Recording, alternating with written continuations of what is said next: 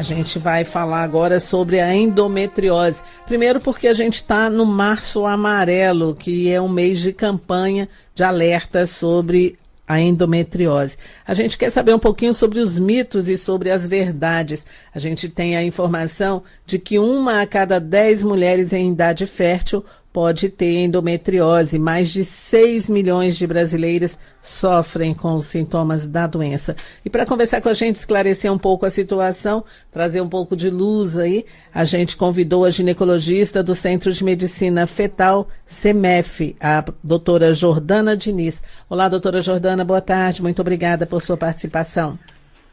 Olá, Fátima, boa tarde. Eu que agradeço a oportunidade de estar com vocês.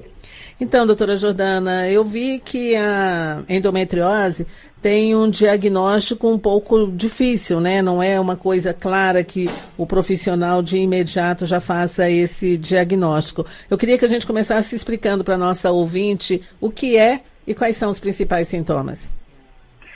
Bom, endometriose é uma doença crônica, inflamatória, característica do período do menarque, que seria o período fértil da mulher, desde a primeira menstruação até o período da menopausa. Ela é causada por células do endométrio, que são células da camada interna do útero, que por várias teorias elas caem na cavidade pélvica, na cavidade abdominal, e se instalam em órgãos como intestino, bexiga. Hoje sabemos até que em raízes nervosas, no próprio diafragma, e como são células que não pertencem àquele local, elas causam um processo inflamatório que aumenta a cada menstruação e pode gerar aderências, fibroses ali na pelve, o que gera a dor pélvica crônica. Então, falando dos sintomas, o que as pacientes têm? Toda mulher normal, ela tem cólicas. Mas as pacientes com endometriose, porque tem essas células anormais, elas têm cólicas incapacitantes. Então, é aquela paciente que ela deixa de ir à escola, ela deixa de ir ao trabalho, ela se queixa de dor na relação sexual, justamente por essa distorção da anatomia causada pela doença. Ela tem alteração do hábito intestinal, ou diarreia ou constipação. Ela pode ter alteração do hábito urinário, pode urinar com sangue, pode ter dor nas pernas, que é característica do acometimento da doença dos nervos, e até também sintomas respiratórios durante o período menstrual. Então, dor torácica, ela pode ter tosse acompanhada de sangue. São sintomas que são inespecíficos e que nós, médicos, temos que ter a formação adequada para saber diagnosticar precocemente, porque caso não seja diagnosticada, essa paciente, além de perda de qualidade de vida, ela pode ter a infertilidade associada em 30% a 50% dos casos. Nossa, é grave, bem grave, né? E essa última informação da infertilidade realmente é preocupante. Agora, as mulheres procuram um ginecologista com essas dores, aí esse diagnóstico não é feito de imediato, precisa realizar muitos exames. A senhora acabou de dizer que precisa ser um médico especialista na área, mas com todos esses sintomas hoje está mais fácil fazer esse diagnóstico, a mulher já sai do consultório às vezes sabendo que tem endometriose. E eu também queria saber, aproveitando já, se o tratamento é tranquilo, é sempre bem sucedido, se há risco de cirurgia, caso de necessidade de cirurgia? Certo. Bom, com relação ao diagnóstico, a minha luta diária é ter uma boa entrevista e um bom exame físico. Então, eu sou docente, eu sempre falo para os alunos que o bom médico, ele vai diagnosticar a endometriose na anamnese, na entrevista da paciente, porque ele vai escutar aquela paciente. Claro que para escutar e fazer o diagnóstico, ele tem que estar atualizado. Então, nós fazemos uma entrevista detalhada, a minha consulta, por exemplo, dura em média 40 minutos até 1 hora, associada a um exame físico direcionado, mas também temos métodos de diagnóstico que nos auxiliam, que seriam exames de imagem, né? Hoje contamos com a ressonância magnética de pelve, né? Dependendo das queixas da paciente, você vai pedir uma ressonância até ampliada para abdômen, tórax.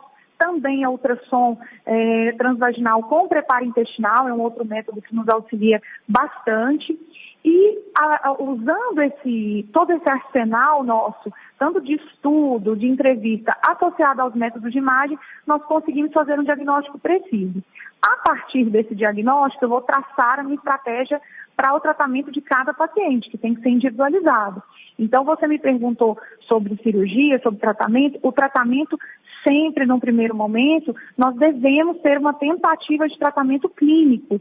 Então, eu posso fazer o bloqueio da menstruação dessa paciente, tentando minimizar os sintomas e associar esse tratamento medicamentoso com o auxílio da equipe multiprofissional, fisioterapia, nutrição, que se trata de uma doença crônica. Então, eu não tenho como pensar que eu vou operar essa paciente e ela vai ficar livre dos sintomas. Não, a endometriose ela é uma doença estrogênio dependente. Enquanto nós tivermos hormônio circulante, que é o estrogênio, que nós, todas as mulheres, precisamos, a gente tem chance, sim, de ter endometriose. Então, eu preciso entender a doença e individualizar cada tratamento. Em casos que a paciente tem uma refratariedade ao tratamento clínico, ou ela tem infertilidade associada, ou mesmo um comprometimento de algum órgão vital, se ela tem uma obstrução urinária, uma obstrução intestinal que impossibilita com que ela persista com tratamento clínico, aí sim eu vou pensar em cirurgia, mas para casos individualizados e com uma equipe muito bem preparada, para que essa paciente possa ser operada de preferência uma única vez na vida. Tá certo. A gente está em rede com o Rio de Janeiro e São Paulo, nossa âncora lá no Rio, a Luciana Vale, também participa com a gente. Luciana. Obrigada, Fátima. Boa tarde, doutora Jordana. Boa tarde. Com certeza uma conversa boa, né, uma boa entrevista durante a consulta ao ginecologista ou à ginecologista é importante, né, para o diagnóstico da endometriose. Mas eu me pergunto se essa inflamação não seria facilmente confundida com a própria cólica, né, a dor dessa cólica menstrual. E por isso a paciente não consegue distinguir ou mesmo relatar, né, aquilo como uma anomalia. De fato, nós mulheres, até pela questão social, nós fomos condicionadas a entender que a cólica é normal. E sempre, né, vem aquela questão, não, depois que você tiver filho melhora, depois que você tiver mais velho ou entrar na menopausa, isso vai passar. Então, realmente, cabe à sociedade, associada também à classe médica, entender qual é a cólica que é normal. Então, se essa paciente ela me fala que ela deixa de exercer as atividades diárias dela, que ela toma medicamentos com frequência, que ela vai ao pronto-socorro com frequência, isso já tem que me alertar para ser uma cólica que pode ser relacionada assim, à endometriose e precisa ser investigada. Muito bem. O aparelho reprodutor requer muitos cuidados, né? A gente não pode naturalizar também essa dor, considerando essa particularidade da natureza feminina, né? Há limites, né, doutora Jordana? Até mesmo para dor, lógico. E hoje nós sabemos que sentir dor não é normal. Antigamente, não, isso está de frescura, né? Muitos falavam assim, a paciente está com mimimi. Não é isso. Na verdade, a paciente hoje, ela tem acesso à saúde, à informação. E se essa paciente, eu tenho muitas pacientes adolescentes, se essas pacientes elas são diagnosticadas no início, eu vou prevenir a infertilidade. Então, é um adolescente que, às vezes, os pais falam, não, ela fala que está com cólica porque ela não quer fazer a prova. Não necessariamente é isso. E tem casos graves de endometriose em adolescentes que, se nós não tratarmos a tempo, nós teremos outros problemas. E hoje a gente tem associação grande de dor pélvica crônica por endometriose com depressão, com suicídio. Então, de fato, nós temos que ter muita atenção e não naturalizar, como você mesmo disse. Obrigada, doutora Jordana. Obrigada.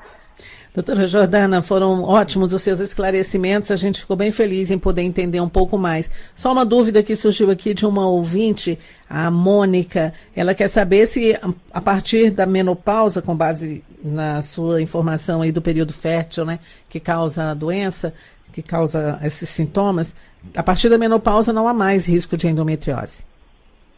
As pacientes que já apresentavam endometriose durante a sua fase fértil e não foram diagnosticadas, algumas nós conseguimos diagnosticar na menopausa porque persistem com sintomas.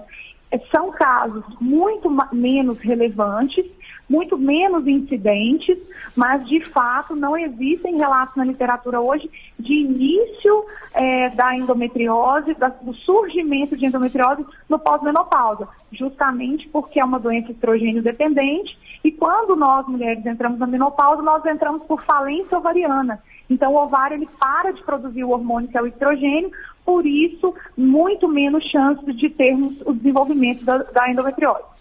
Tá certo. Doutora Jordana, foi um prazer recebê-la. Muito obrigada e até uma outra oportunidade aqui na Nacional. Ótimo, eu que agradeço, uma excelente semana a todos e vamos juntas aí no Março Amarelo, combate à endometriose e o esclarecimento tão necessário aos nossos pacientes, nossas mulheres. Com grande certeza. abraço. Um abraço.